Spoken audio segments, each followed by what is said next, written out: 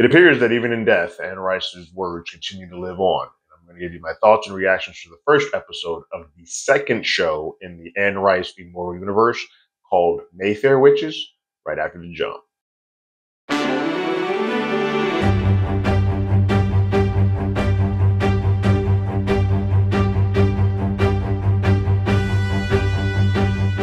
Hello, everyone. Terrence here with Hollywood Already Did It. If you haven't already, go ahead, like, share, subscribe to the channel, leave a comment, ring that bell below. Anytime we have something, you will be among the first to know. I sadly didn't get to talk about Interview with the Vampire here.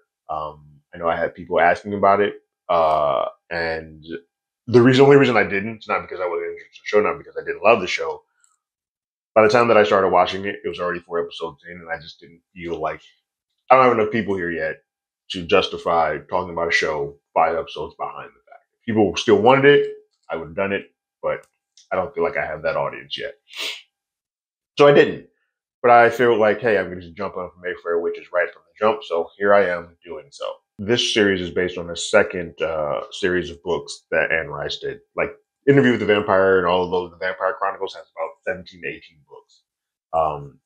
And they were much older in their time. This era, the Witches, Mayfair Witches, comes in the 90s for Anne Rice's books. I've not read these books, so I don't know what I'm going in with. It's just as a viewer watching the show who does not have much knowledge outside of the Interview with the Vampire series about Anne Rice's writing, or specifically the Mayfair Witches story. Right off the bat, I can tell you that the two shows are not equal.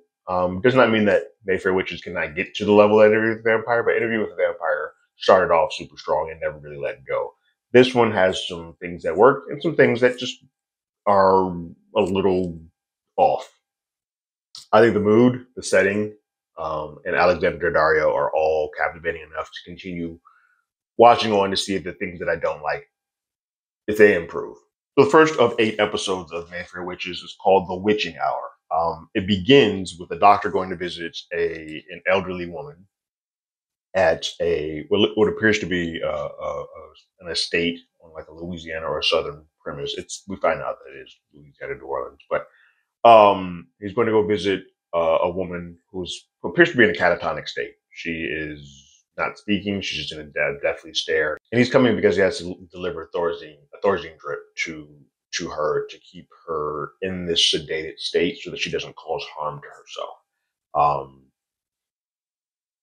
We learn that there's a little bit more to the eye as that goes along, but that is sort of what he is there for.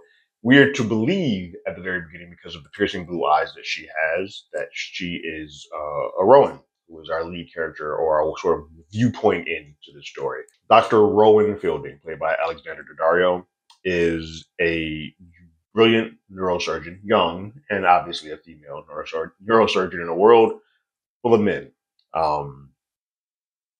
A couple things that we learned about her right off the bat is that she is adopted, with a closed adoption. She really has no idea where she comes from, but she is adopted. She lives on a boat for her own choice, because obviously, being a neurosurgeon and a good neurosurgeon, she has the money to live wherever she chooses. She chooses to live on a boat so that she can kind of go with the wind and move. She's sort of a free spirit a little bit. You get that free spirit a little bit more in the way that she chooses and what she chooses to do with men. She is sexually free and sexually liberated too. She kind of takes that into her own account. She doesn't want a boyfriend or a man a part of her life asking her questions, getting into her life and getting involved. She kind of wants to keep that separate, so that she can continue on the ranks. She is very dedicated to her career and doesn't want to sort of mess up anyone else's life by putting them in that situation. No kids. She's very unattached outside of her mom, her adopted mom, but her mom, that's all she got.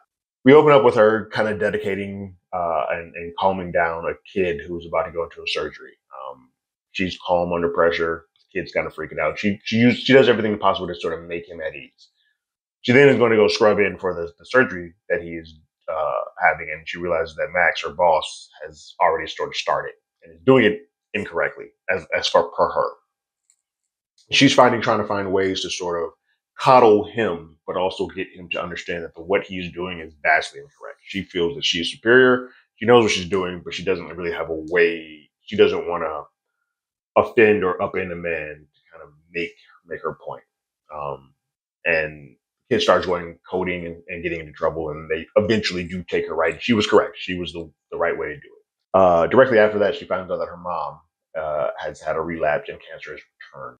After she learns about her mom, she goes to Max, the surgeon that sort of undercut her, but her direct boss sort of asks, "Hey, they know there's a trial project that we are sort of associated with. That you, one of the people that was in the galley that you were trying to showboat for. I know that they have a STEM project that we could put my mom in. And I would like to go work there to help everybody else out, but also to sort of help probably get my mom further up that list and on that list." And Max brings some points up. He's got some things that are correct, like, hey, we can't just jump the list, nepotism, blah blah blah blah. But he's sort of being a dick about it. And he starts calling Rowan out, and Rowan snaps. She has a moment where she sees internally organs and brain pieces and heart pieces and all that stuff, and what we see is that one of those pop, and subsequently Max falls. She immediately takes blame for that. She feels like, oh, that's on me. Oh my God, what have I done? And she feels like this has happened before in her life. She goes to her mother, tells her like, hey, something's wrong. I feel like I've done this before, but I feel like I blacked out and I kind of went into his brain and I saw his brain. I saw every piece of it and I made something happen and then he fell out. And this happened back when I was a kid with Lucy Stone. Mom's like, you're being nuts. You're crazy. Anything you're talking about sounds insane. But it's very dismissive. And it's clear that she's like, it's clear to me that she knows what she is talking about, but it's kind of trying to like shut it down. She sends Rowan off to go get something to drink, and then she makes a call to what is believed to be the agency that sort of prompted Rowan to end up with her. And he's like, hey, I need you to go figure out what the hell's happening at the house that all of this is starting off, the house that basically is starting at the beginning of this episode. I need you to go figure out what's happening there because something's going on there that my daughter is having these visions again. She's not safe. Something is off. And they're like, well, the person that normally goes look at that is not in, but we'll take a look. We'll go check it out. This is where this episode kind of takes a turn. I don't mind episodes that aren't linear. I think telling stories from the past and the future and the present are all fine. It's just not clear. And I think because I don't know the books, so I'm not entirely clear. If anybody is a book reader that's watching this, please let me know. But it feels like we have multiple protagonists, and it's hard to sort of latch on to one. I feel like, yes, Rowan is the one that we're actively going after, but we spend a great deal of time in this episode. And this could just be the jump off point, but we spend a great deal of this episode with Rowan's actual birth mother, Deirdre, and see how all of this sort of came to be with her. So we have an entire flashback sequence of Deirdre being with her uncle. She's been sort of kept in this Mayfair home. She has a trinket, a locket that she wears around her neck to sort of keep away bad things. We learn who Lasher is, and I'll get on that in a second. But we spend a great deal of time there. And her uncle picks a guy for her, but it's under the guise of Lasher always sort of being around. She winds up pregnant. And they sort of keep her trapped. The priest that she goes to sort of confess to and kind of like get her stuff off, he's also in on it. He knows his family is sort of keeping her around. So there's a secret that they're keeping from her that she knows she's a witch, but there's a secret that they're keeping from her to sort of keep her trapped in there. So that's why some of this stuff's going to jump back and forth because it keeps going back and forth through the timeline. So Rowan then goes to go see the person who actually is in charge of the stem cell stuff, of the research. To get a job assistant there, research assistant there, and also pitch for her mom to get moved up the list. It does not go well. Just like with Max, it's even worse actually. This guy's very demeaning, but also wants a little bit of ruthlessness out of Rowan. He implores her to be like, okay, cool. I can take your mom in. We can do this job, and I feel like you are the person who's going to do the dirty stuff and the ruthless stuff. But I need you to remove one of the people off this list because I can only take 30, not 31, not 32, not 29. I need 30. And she's like, you can easily make this 31. He's like, no, these are just names on a list. take one of them off and put your mom on. That's what we're going to do. And she's adamant, like she will not do that. It is a power play for her against her. He's being very dismissive and intimidating towards her. He urinates in front of her, which is like the most egregious point of intimidation and kind of just like know your place. He also doesn't wash his hands, so this man is just filthy. But it happens again, and this time she seems to be a little bit more focused on it. It doesn't seem to be happening to her. It seems she's so angry and upset. She's kind of reading him the riot act, and as she's doing it, she's actively searching for whatever is happening in his body and just takes him out. And for her and for us, the audience, between Lucy, Max, and now him, that's three. She's done this 3 times. So she goes back to her mom, sort of crying and confessing to get some consoling. And her mom's in a worse way. Ellie is worse off than she was when we saw her before. And she comforts her. She lets her know that you're still twisted. This delusion you have is insane, but she's here for her. But then she makes a call to the agency again, and like, hey, I need you to get somebody to that house now because something is going on. These powers are manifesting themselves, and I was told this would not occur.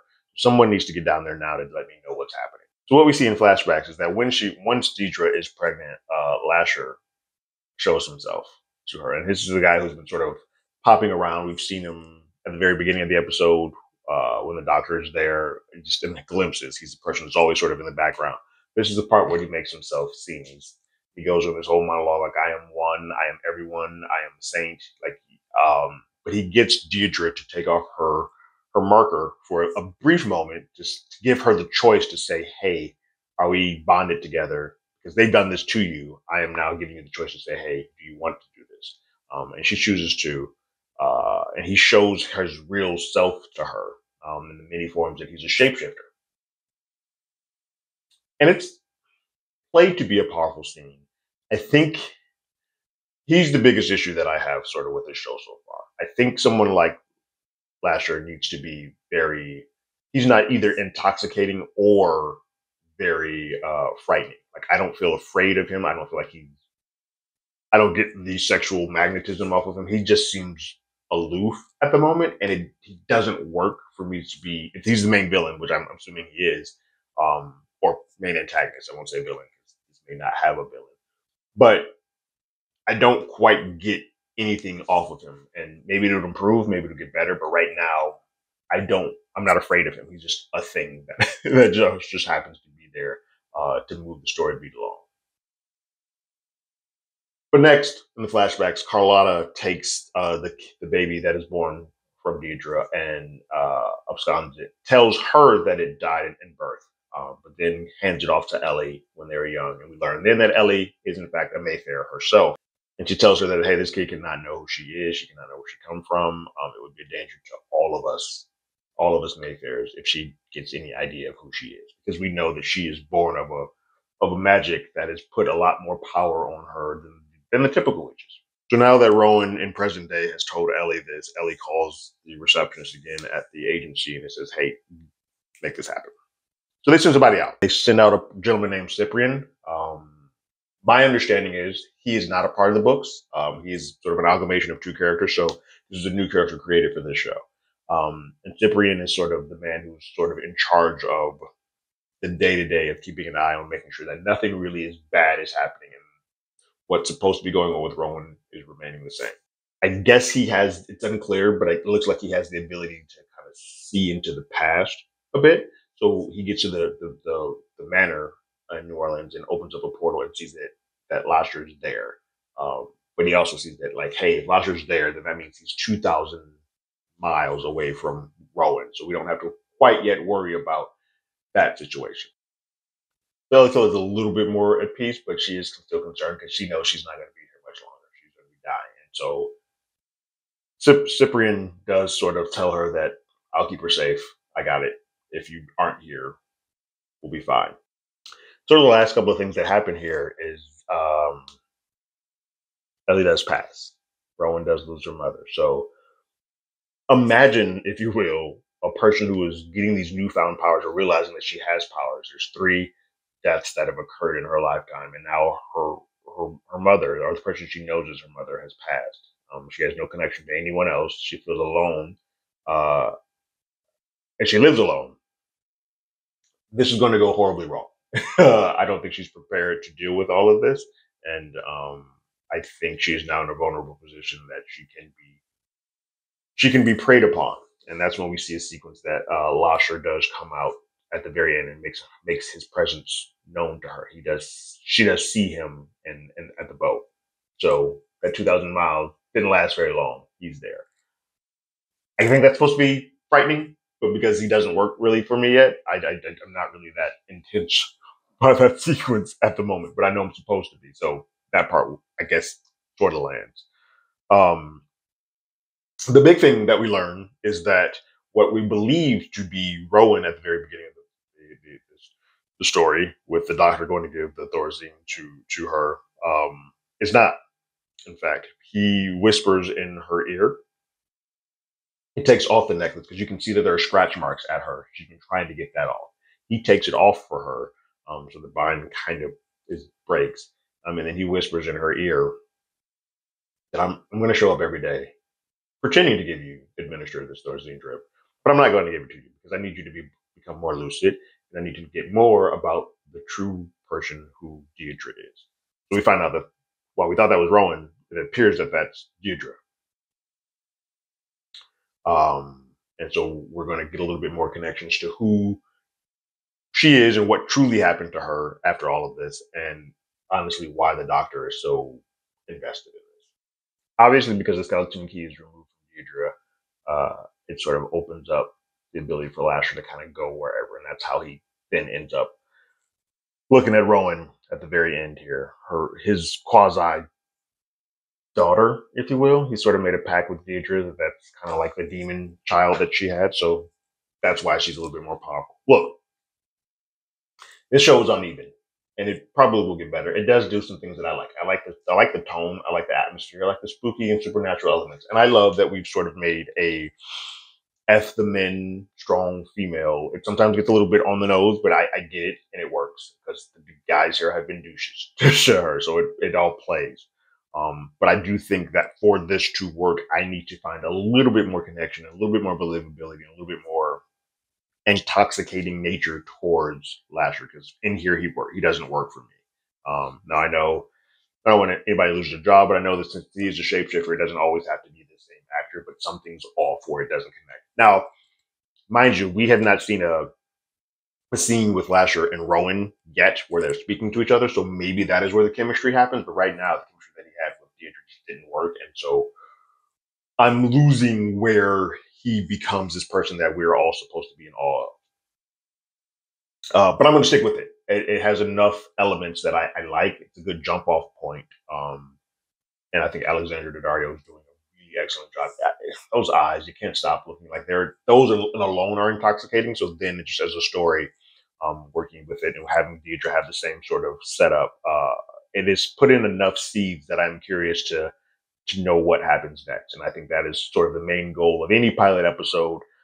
That always gets a little wonky when you're dealing with sci-fi or supernatural, but I think as long as you have a couple of seeds that I'm interested to come back into, you've succeeded at your job.